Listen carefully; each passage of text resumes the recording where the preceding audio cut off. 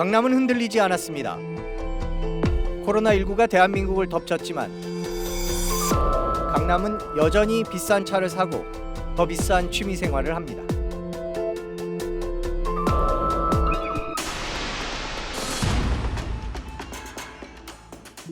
강남의 한 자산가를 만났습니다. 코로나 이후 부유층의 삶이 어떻게 달라졌는지 반쯤은 자신의 얘기를, 나머지 반쯤은 주변의 얘기를 들려줬습니다. 코로나가 시작됐을 때는 인테리어를 바꾼다라던가 1,000만 원이 넘는 식탁을 바꾼다라던가 지금은 조금 더 거기서 이제 좀 더 업데이트가 돼서 자동차를 바꾸고 차도 이제 좀 더 하이엔드급 롤스로이스나 벤틀리나 이제 람보르기니나 실제로 확인해봤더니 코로나 이후 대당 몇억 원씩 하는 최고급 차량의 판매량이 크게 늘었습니다. 늘었고 브랜드 중에서도 좀 비싼 모델이 더 잘 나가게 되기도 했고요.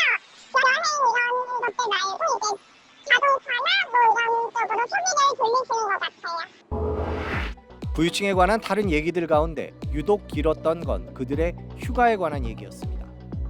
해외 부동산보다는 이제 최근에는 오히려 이제 고급 리조트들 딱 남이랑 같이 쉐어해서 쓰지 않는 예를 들어 이라던가 아이들 친구들 모두 보고 저 집은 상품권이 있대, 저 집은 알펜시아에 있대, 저 집은 용평에 뭐가 있대, 약간 이런 식으로 구분이 되기 때문에 독채로 쓸 수 있는 그런 것들이 한 20억 정도 한다라고 하더라고요.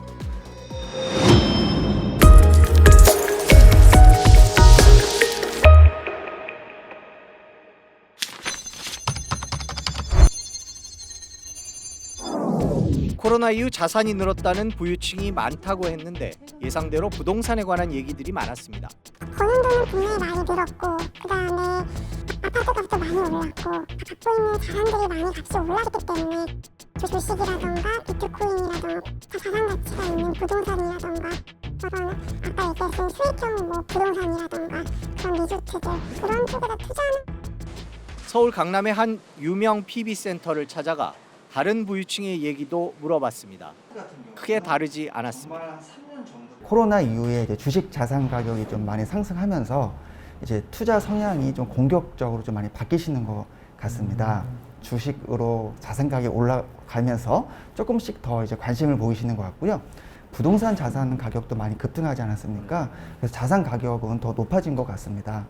특히 뭐 아파트 같은 경우는 이제 증여를 또 많이 하셨고요.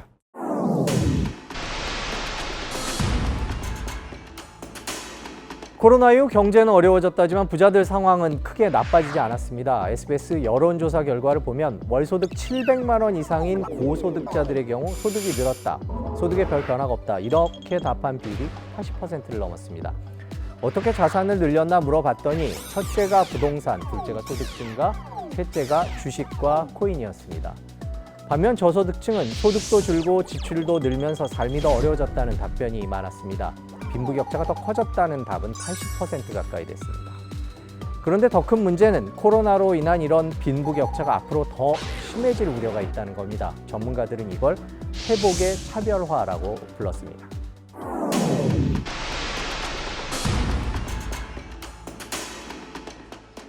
서울 서초구의 한 일본 음식점 사장님을 만났습니다. 강남에 있는 고급 음식점이다 보니 가게를 찾는 손님들 속에서도 양극화를 엿볼 수 있다고 했습니다. 서민 손님 자체가 확 줄었어요. 부자들이 더 부자가 됐구나 그런 생각이 들어요. 손님들 하시는 얘기 들어도 뭐 우리 집 아파트가 뭐 몇 억이 올랐네, 발렛 들어오는 새 차들 보면은 대부분 외제차가 너무 더 많아졌고. 이 가게는 2019년 문을 열었는데 개업 직후에는 반일 감정 때문에 고전을 했고 그 다음부터는 코로나로 계속 어려움을 겪고 있습니다.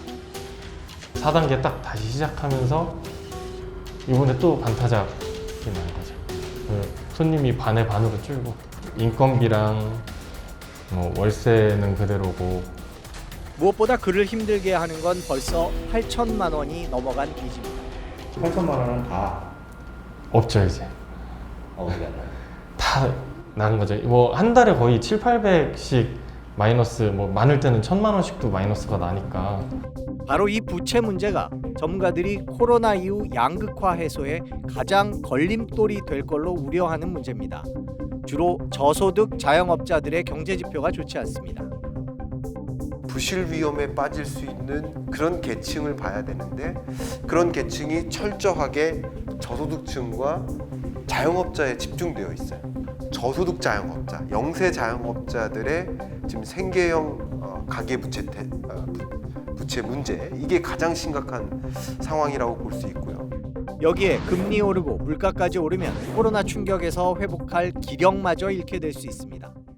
이제는 쓰러지는 가구, 부실 위험에 처하는 가구, 심각한 그 삶의 질 문제가 훼손되는 수준, 그런 수준으로까지 연결될 수 있는 지점이 2021년 3, 4분기다라고.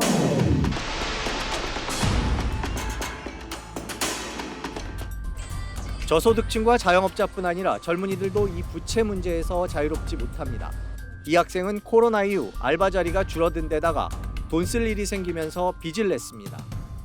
알바는 이것저것 해봤었어요. 영화관 알바도 해보고, 뭐 카페 알바도 해보고, 뭐 맥주집 같은 데도 해봤고. 제가 좀 벌어서 생활을 해야 하는 상황이었는데, 과외랑 이제 알바가 잘 안 구해지더라고요. 과외가 안 구해지니까 너무 밤에 잠이 안 오더라고요. 너무 불안해서. 그래서 검색을 좀 해봤는데 비상금 대출 받는 게 있더라고요.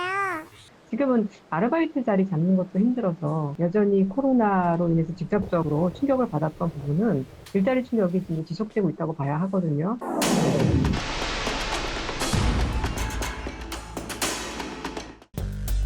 코로나 위기가 닥치자 정부는 위기 극복을 위해 돈을 풀고 그 풍부해진 유동성은 부동산이나 주식 같은 자산의 가격을 밀어 올렸고 자산을 갖고 있는 부자들은 더 부자가 됐습니다. 전문가들은 특히 부동산이 빈부격차를 더 키웠고 당연히 양극화 대책에서도 부동산 가격 안정이 가장 중요하다고 강조했습니다. 최근에 부동산 가격 급등 양상이 불평등, 자산 격차를 심화시키고 있다. 자산 그 양극화, 자산 격차의 문제는 결국은 이제 주택의 문제거든요. 그래서 이제 부동산 시장 안정화에 일단 기본적인 이제 그 노력을 해야 한다.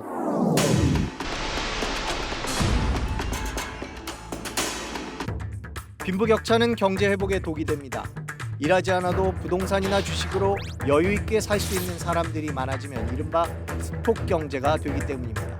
스톡 경제라고 하는 것은 자산을 보유한 것만으로도 살 수 있는 사회. 근로소득의 역할이 점점 줄어들고 불로소득이 중요해지는 사회.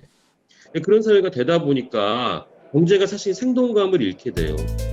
대한민국이 코로나로부터 빠져나왔을 때 자산의 양극화가 경제 회복과 사회 발전에 걸림돌이 되지 않도록 증세와 복지 확대를 포함한 다양한 양극화 대책을 바로 지금부터 시작해야 한다고 전문가들은 지적합니다. SBS 손승우입니다.